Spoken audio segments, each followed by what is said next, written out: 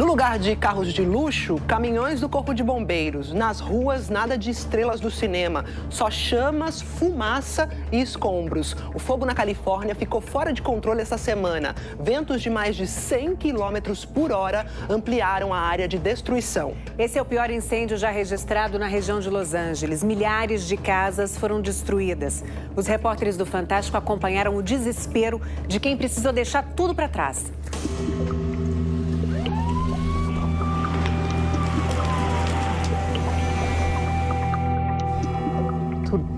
Tudo acabou queimando.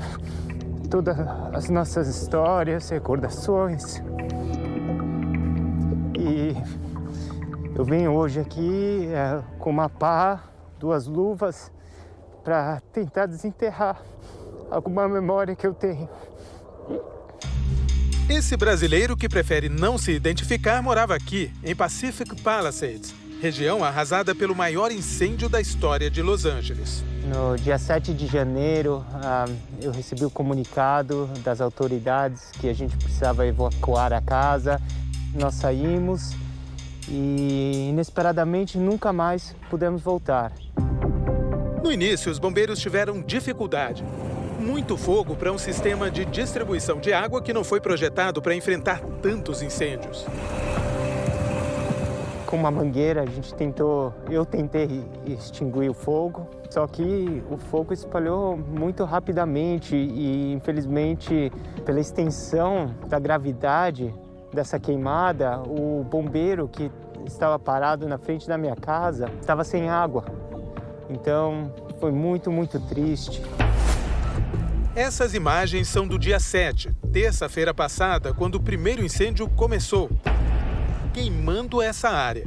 No dia seguinte, o fogo tinha se alastrado muito. E já não era apenas um foco, e sim vários, engolfando bairros inteiros ao longo da semana. Parece mesmo que a gente está numa zona de guerra, que esses bairros foram bombardeados. Além das casas queimadas, infraestruturas como a rede elétrica ficaram assim. Uma TV local registrou o momento em que uma brasileira fugia a pé. Marisa é babá e estava trabalhando em Pacific Palisades quando todo mundo teve que sair. Já estava pegando fogo, já estava muito fogo e eu comecei a filmar então o fogo na montanha. Ai, meu Deus. Bora, gente, bora. Deus é fiel. E aí, quando a gente chegou na única saída que tinha, já estava todo mundo lá. E a gente estava parado no trânsito e foi quando eu vi que eu não ia conseguir sair. Veio um policial e começou a bater no meu carro. E ele falava, sai daqui, porque senão a gente vai morrer tudo queimado aqui. Eu não quero morrer queimado aqui. Bora correr. Quando você olhava aquele céu preto, a fuligem caindo, e você imaginava que você tem que sair ali, e você não tem para onde ir, você está sem carro. Eu não tenho carro e eu não sei se eu vou ter um trabalho também, porque eu não sei o que vai ser da vida deles, né, de que perderam tudo. Este era um condomínio popular, daqueles em que as pessoas vivem em trailers. Muitos aposentados moravam aqui, perto da praia. Um sonho transformado em cinzas. Não sobrou uma casa sequer. Eram 177 casas. O fogo chegou tão rápido que não deu para tirar nada. Só essa parede de tijolos permaneceu em pé. O tipo de material usado nas construções ajuda a explicar a fúria do fogo. Como ele queimou as casas de maneira tão rápida. Aqui, ele encontrou combustível. Diferentemente do Brasil, a maioria das casas nos Estados Unidos usa muita madeira.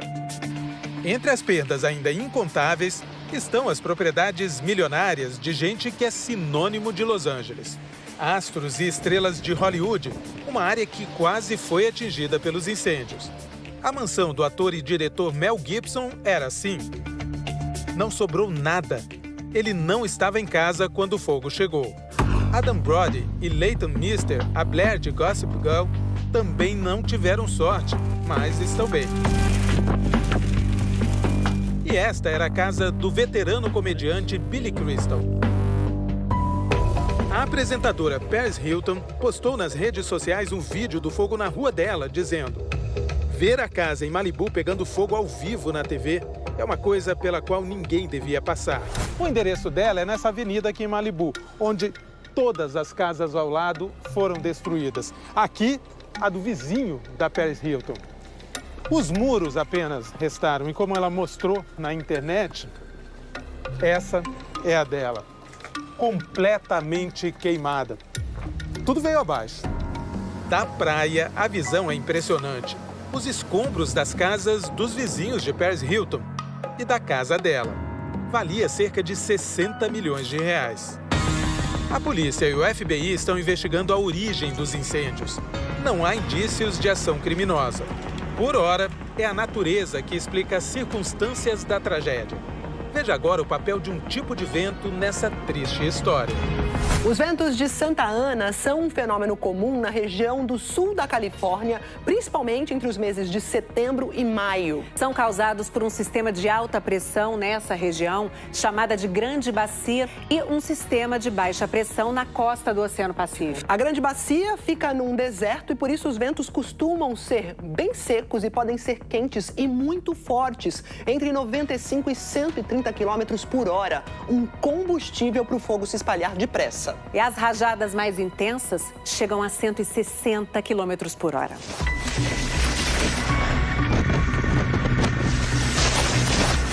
Vento de intensidade de furacão. Esta professora, especializada em meteorologia e clima, diz que apesar de a causa dos incêndios ainda estar sendo investigada, já se sabe por que eles são tão intensos e espalhados. As chuvas aqui na Califórnia são chuvas de inverno, tipicamente, né? Então, não choveu praticamente nada desde que o inverno entrou, né? Então, você combina isso, a vegetação muito seca, ventos extremamente fortes, o calor. Então, tudo isso combinado levou a esses múltiplos incêndios que está todo mundo vendo acontecer aí, né?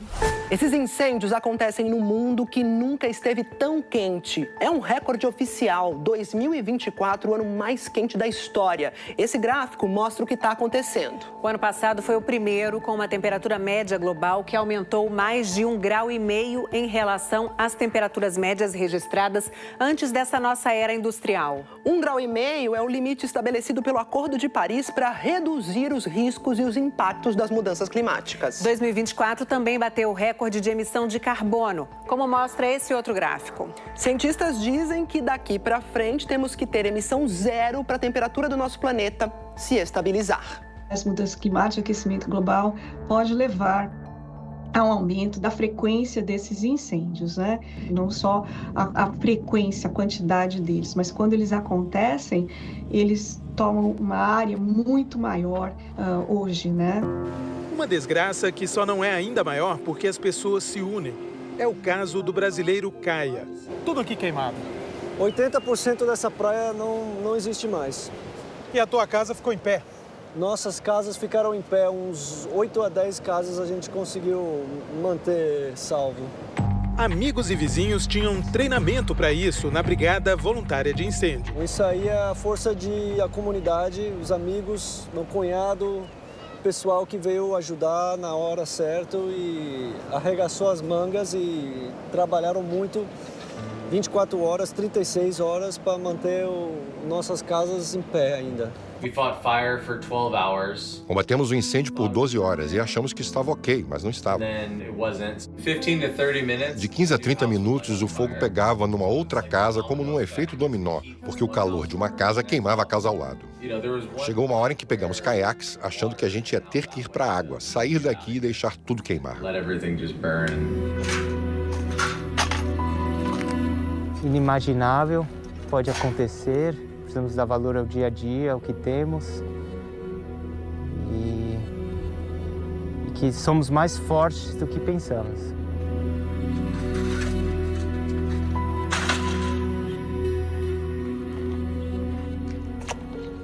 E ainda falando sobre os incêndios, 100 mil pessoas não podem voltar para suas casas porque elas foram destruídas ou estão em áreas de risco. O repórter Ismar Madeira está num estacionamento que foi transformado num centro de coleta de doações na região de Los Angeles. A gente vai falar com ele ao vivo agora. Oi, Ismar, como é que está aí o socorro às vítimas e qual é a previsão do tempo para essa semana? É muito preocupante, Poliana, Maju. Boa noite para vocês, boa noite a todos. Olha, a previsão é de ventos mais fortes a partir de segunda-feira até quarta-feira, o que pode fazer com que o fogo se alastre tão rapidamente quanto estava se alastrando na semana passada. Como você disse, eu estou num estacionamento de um shopping que mostra o impacto desses incêndios até agora para a população.